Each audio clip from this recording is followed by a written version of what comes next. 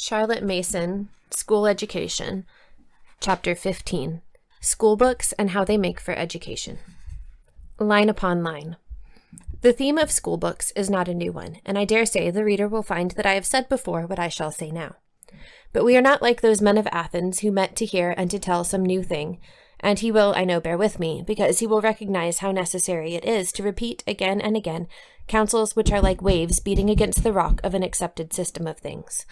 But in time the waves prevail, and the rock wears away. So we go to work with good hope. Let me introduce what I have to say about school books by a little story from an antiquated source. An incident of schoolgirl life. Frederica Bremer, in her novel of The Neighbors, published 1837, tells an incident of schoolgirl life, possibly a bit of autobiography, with great spirit.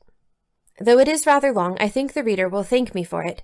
The little episode advances what I have to say better than could any duller arguments of my own. The heroine says, "I was then 16, and fortunately for my restless character, my right shoulder began to project at the time. Gymnastics were then in fashion as remedies against all manner of defects, and my parents determined to let me try gymnastics. Arrayed in trimmed pantaloons, a bonjour coat of green cloth, and a little morning cap with pink ribbon, I made my appearance one day in an assemblage of from 30 to 40 figures dressed almost the same as myself, who were merrily swarming about a large saloon over ropes, ladders, and poles. It was a strange and novel scene. I kept myself in the background the first day, and learned from my governess the bending of the back and the exercises of the arms and legs. The second day I began to be intimate with some of the girls. The third I vied with them on ropes and ladders, and ere the close of the second week I was the leader of the second class and began to encourage them to all manner of tricks. At that time I was studying Greek history. Their heroes and their heroic deeds filled my imagination even in the gymnastic school. I proposed to my band to assume masculine and antique names, and in this place to answer to no other than such as Agamemnon, Epaminondas, etc. For myself, I chose the name of Orestes, and called my best friend in the class Pylades. There was a tall, thin girl with a Finlandish accent whom I greatly disliked, chiefly on account of the disrespect for me and my ideas which she manifested without reserve. From this arose fresh cause for quarrels. Although in love with the Greek history, I was no less taken with the Swedish. Charles XII was my idol, and I often entertained my friends in my class with narration of his deeds, till my own soul was on fire with the most glowing enthusiasm. Like a shower of cold water, Darius, the tall girl whose name was Britsa, one day came into the midst of us and opposed me with the assertion that the Tsar Peter I was a much greater man than Charles XII. I accepted the challenge with blind zeal and suppressed rage. My opponent brought forward a number of facts with coolness and skill in support of her opinion, and when I, confuting all her positions, thought to exalt my victorious hero to the clouds, she was perpetually throwing Bender and Poltava in my way. "O Poltava, Poltava, many tears have fallen over thy bloody battlefield, but none more bitter than those which I shed in secret when I, like Charles himself, suffered a defeat there. Fuel was added to the flame until— I challenge you. I demand satisfaction," cried I to Darius, who only laughed and said, "Bravo, bravo." I exclaimed, "You have insulted me shamefully, and I request that you ask my pardon in the presence of the whole class, and acknowledge that Charles XII was a greater man than Tsar Peter, or else you shall fight with me, if you have any honor in your breast and are not a coward." Britsa Kaisa blushed, but said with detestable coolness, "Ask pardon indeed. I should never dream of such a thing. Fight? Oh yes, I have no objection. But where and with what? With pins, think you, or— "With the sword, if you are not afraid, and on this very spot. We can meet here half an hour before the rest.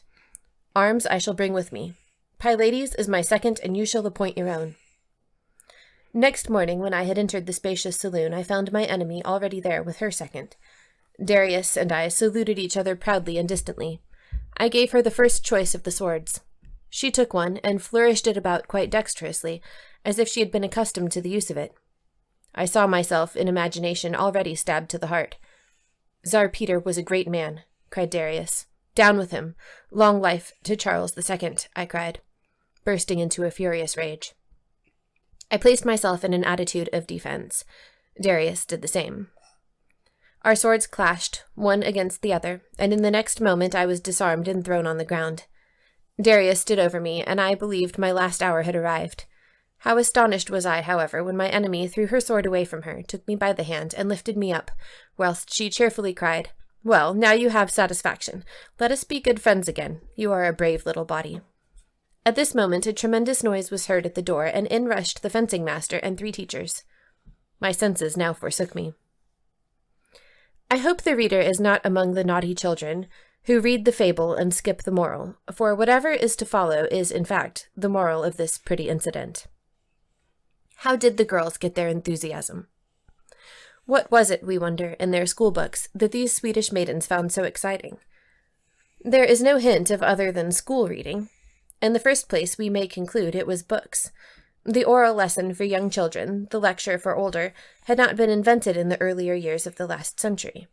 We use books in our schoolrooms, but one does not hear of wild enthusiasm, ungovernable excitement over the tabulated events of the history books, the tabulated facts of the science primers. Those Swedish girls must have used books of another sort, and it is to our interest to find out of what sort. As records would be hard to come by, we must look for information to the girls themselves. Not that we can summon them to give a direct answer, but if we can get at what they were, we shall be able to make a good guess at what should fire their souls. What manner of book sustains the life of thought? The story discloses no more than that they were intelligent girls, probably the children of intelligent parents, but that is enough for our purpose. The question resolves itself into, what manner of book will find its way with upheaving effect into the mind of an intelligent boy or girl?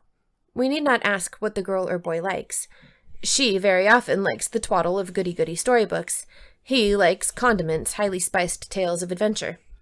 We are all capable of liking mental food of a poor quality and a titillating nature, and possibly such food is good for us when our minds are in need of an elbow chair.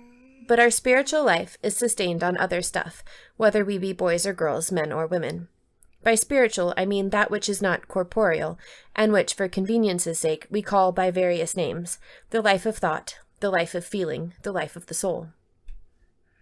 It is curious how every inquiry, superficial as it may seem to begin with, leads us to fundamental principles.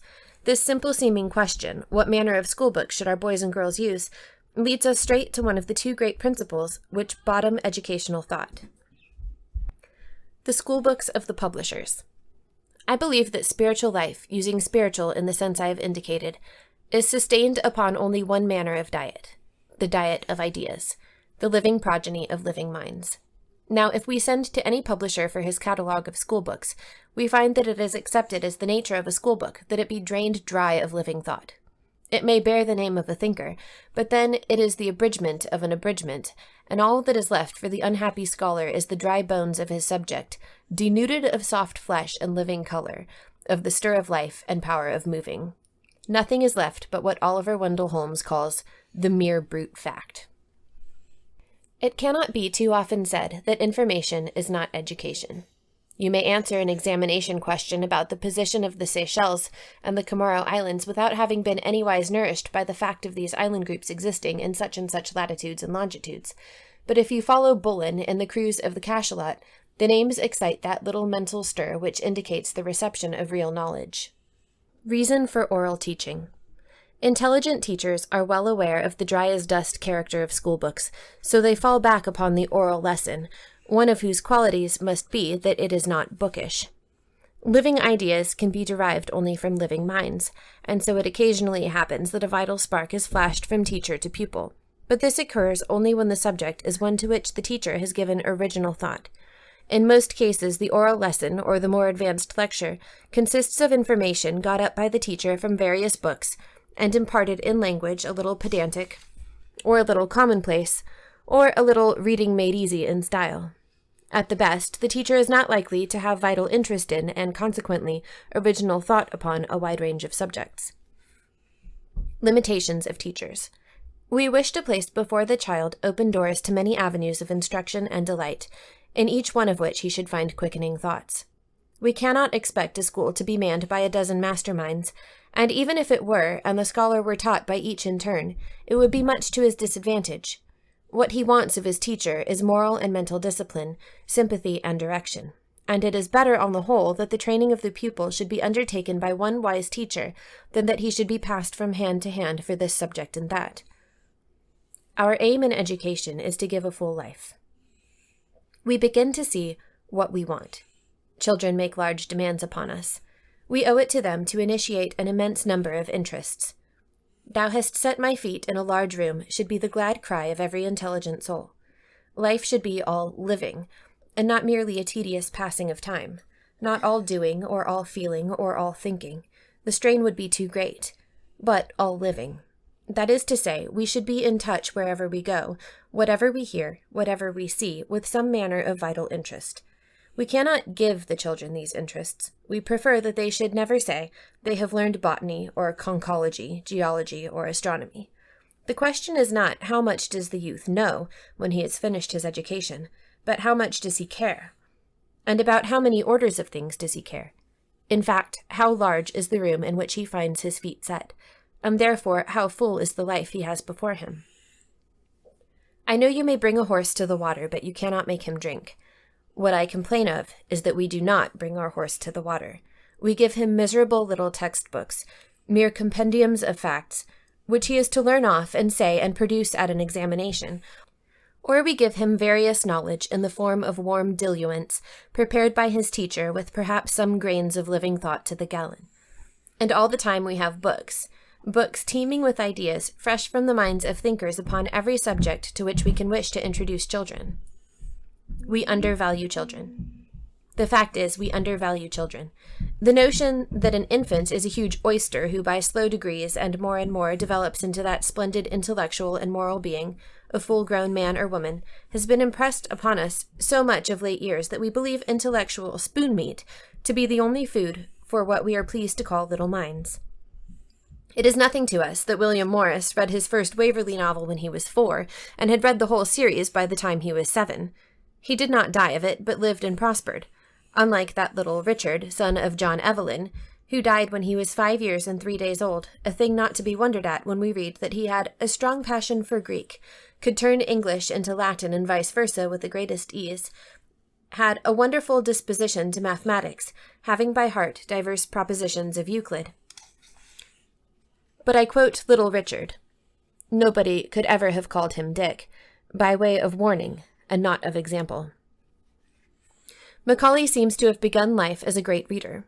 We know the delightful story of how, when Hannah More called on his parents, he, a little boy of 4, came forward with pretty hospitality to say that if she would be good enough to come in, he would bring her a glass of old spirits.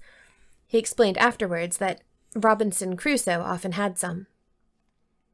Children of the last generation. But we may dismiss these precocious or exceptional children. All we ask of them is to remind us that our grandfathers and grandmothers recognized children as reasonable beings, persons of mind and conscience like themselves, but needing their guidance and control as having neither knowledge nor experience. Witness the queer old children's books which have come down to us. These addressed children as, before all things, reasonable, intelligent, and responsible persons. This is the note of home life in the last generation. So soon as the baby realized his surroundings, he found himself morally and intellectually responsible. Children as they are. And children have not altered. This is how we find them, with intelligence more acute, logic more keen, observing powers more alert, moral sensibilities more quick, love and faith and hope more abounding, in fact, in all points like as we are, only more so, but absolutely ignorant of the world and its belongings, of us and our ways, and above all of how to control and direct and manifest the infinite possibilities with which they are born. Our work to give vitalizing ideas. Knowing that the brain is the physical seat of habit, and that conduct and character alike are the outcome of the habits we allow. Knowing, too, that an inspiring idea initiates a new habit of thought, and hence a new habit of life, we perceive that the great work of education is to inspire children with vitalizing ideas as to every relation of life, every department of knowledge, every subject of thought, and to give deliberate care to the formation of those habits of the good life which are the outcome of vitalizing ideas. In this great work we seek and assuredly find the cooperation of the Divine Spirit, whom we recognize in a sense rather new to modern thought as the supreme educator of mankind in things that have been called secular, fully as much as in those that have been called sacred.